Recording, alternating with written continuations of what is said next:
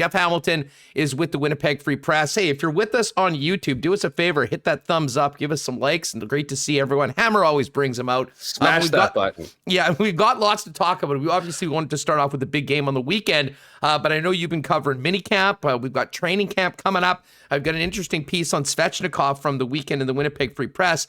But the interesting kind of breaking news that just came over the wire as we started the program, the Sami Niku era over in Winnipeg, buying out his contract so he can go out. No takers for Sami Niku, which does surprise me. I mean, just the talent that he's shown. I can't believe that there wasn't a team that wouldn't have thrown a late round draft pick. But just what do you make of Sami Niku being done with the Winnipeg Jets? Free Niku. You know, I mean, he's free. He's very free. There's nobody who's been held hostage more on this team than Sami Niku. And I'm not this guy who's like, you know, play Sami Niku.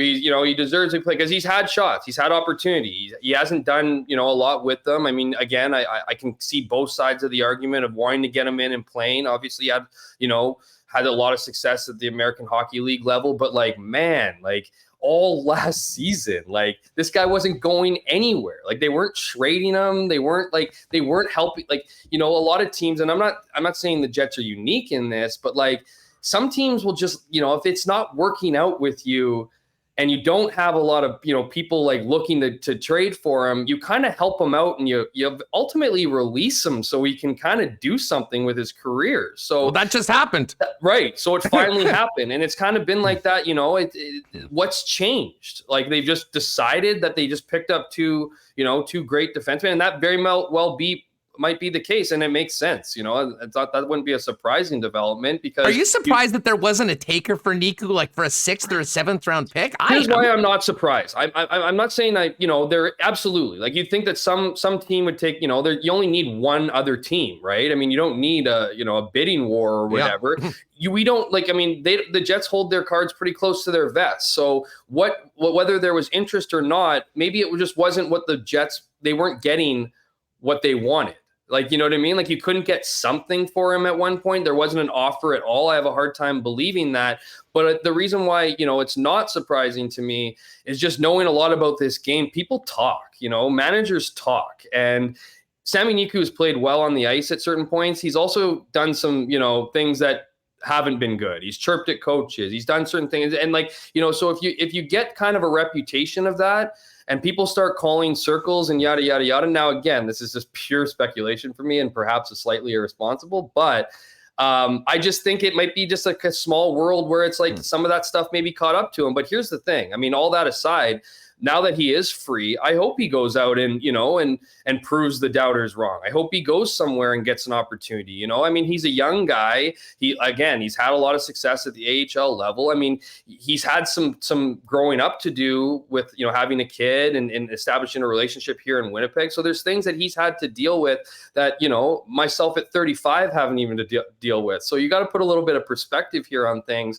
And so, you know, I'll just kind of leave that answer off with, I hope he goes and kills it somewhere else. You know, I hope he proves people wrong, and I hope he, you know, grows and you know, nothing but good things for the guy. And now that that's going to be somewhere else other than Winnipeg, and I'm sure, you know, in a way both sides are happy, particularly. Yeah, I guess my big question is I wonder whether it's in North America or whether it's over in Europe. I mean, good question. Like the fact of the matter is that he was there for the taking for essentially almost nothing, and nobody jumped at it.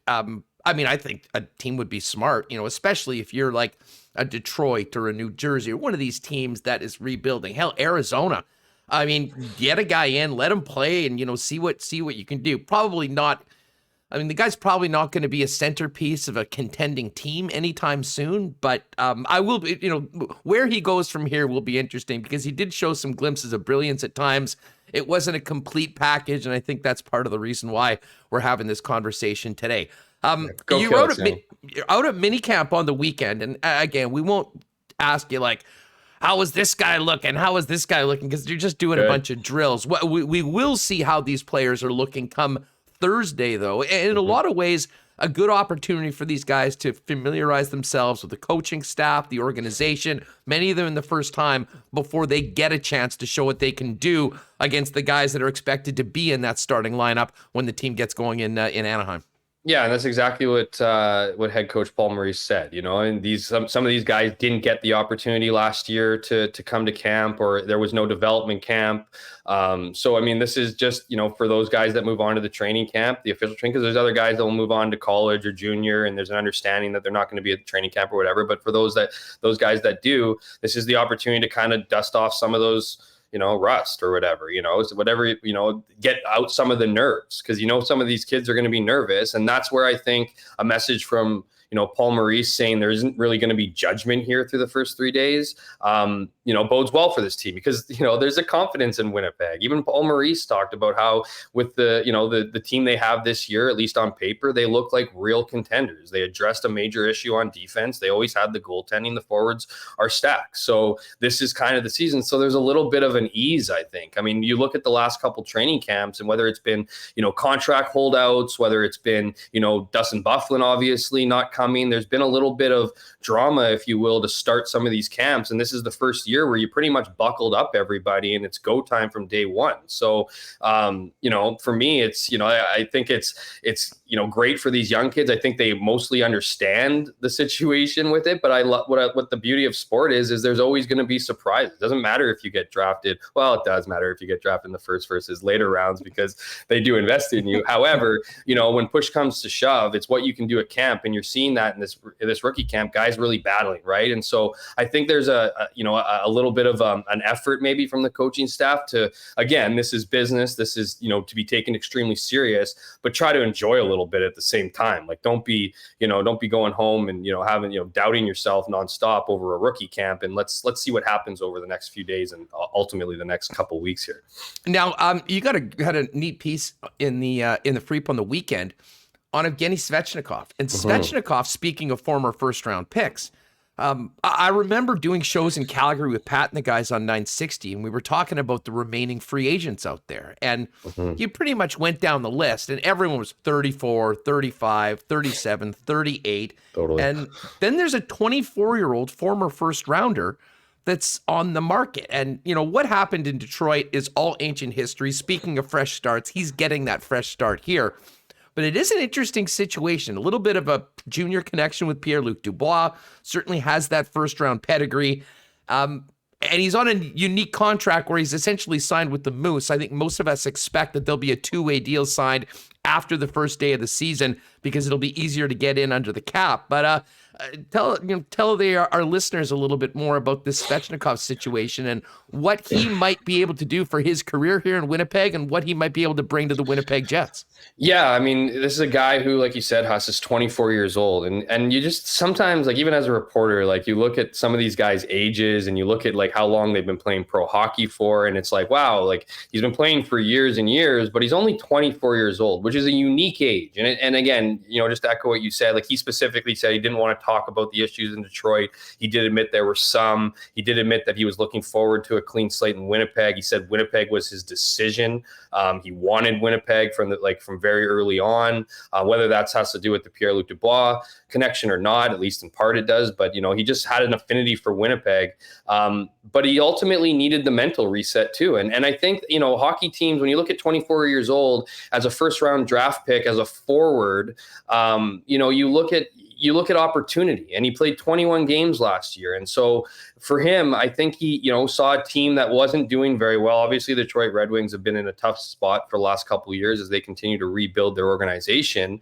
And he wasn't getting the, probably the playing time that he wanted. I do think it's pretty interesting that, he chose Winnipeg just because of their forward depth. But, as good as the Winnipeg Jets are up front, he's not vying for top six necessarily minutes. He brings a physicality to his game.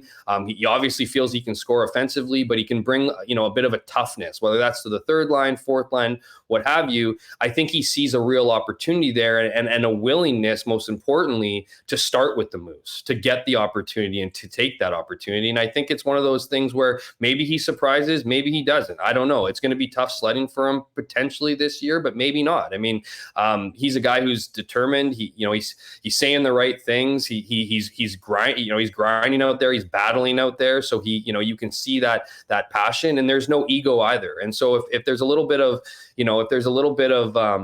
some familiarity with Pierre-Luc Dubois, and that's helping him kind of feel more comfortable with the guys. As you said, he's got that confidence as a former first-round pick. Maybe it works out, and that's kind of the beauty of finding these guys. You kind of hope some of them do work out, and so whether or not that's the situation for him, I think he's got the right approach. I think he has the right, so far as the right work ethic and all those things, and ultimately is going to be battling for a spot. That's pro hockey, but I think he probably looks at Winnipeg, and this is me just speculating, but I think he looks maybe at a 2-year opportunity here, right? I mean, if it takes him a year to prove that he's that guy on the Moose, or if it takes half a season, whatever, I think he can look at Winnipeg in a 2-year kind of look and see if there is opportunity, because he's looking to seize that one obviously here.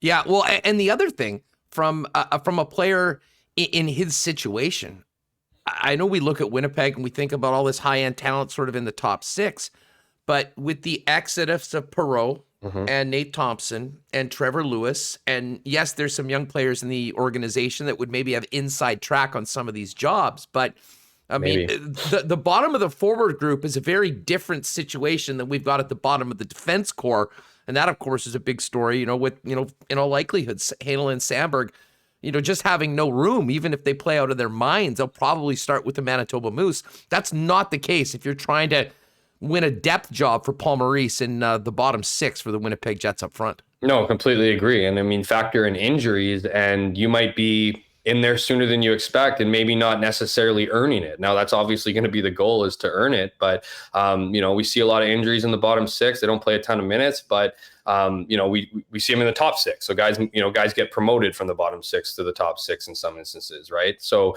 certainly when you look at the grand scheme of things, that question of, well, why would you want to come to Winnipeg, as you kind of alluded to, it's probably a bit more of a real question to a blue liner rather than a forward, particularly one that wants to fit in there. If you come in here and you want to be a scoring guy and you're at 24 years old and you haven't really carved out your career, and you think you're an all, an around the net kind of sniper, yeah, you're probably in tough here in Winnipeg. But if you come here with the attitude that you're going to be a hard worker, if you're going to be hard on the puck, hard puck battler, and like I said, I've seen that from him so far in this mini camp.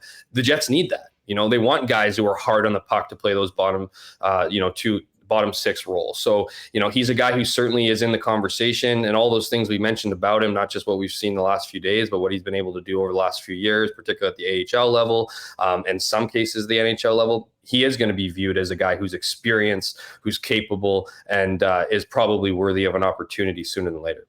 Yeah, and just as it pertains to the bottom 6, when we get going with the main camp on Thursday, the battle between Vesalainen and Harkins and Gustafsson and Riley Nash and Svechnikov, those guys in that mix, I think is maybe going to be the most interesting storyline of training camp. I think everyone's going to be looking to see how Pierre-Luc Dubois looks with his new number, with the full, because I don't think there's a bigger story for the Winnipeg Jets when it comes to one player achieving his potential and what they thought they were getting in him than Dubois, for both personally and the success of the team. And then, of course, the backup goalie situation. Eric Comrie, it's his job to lose, but I do think it's imperative for him to come out, have a strong camp, play well in the preseason, and sort of start establishing himself early, as opposed to just the next guy that's getting a shot because he makes league minimum. Absolutely. Touch on a couple of those things. Pierre-Luc Dubois is the number one storyline. He's obviously under contract for this season and is an RFA. So he's essentially playing for his next deal.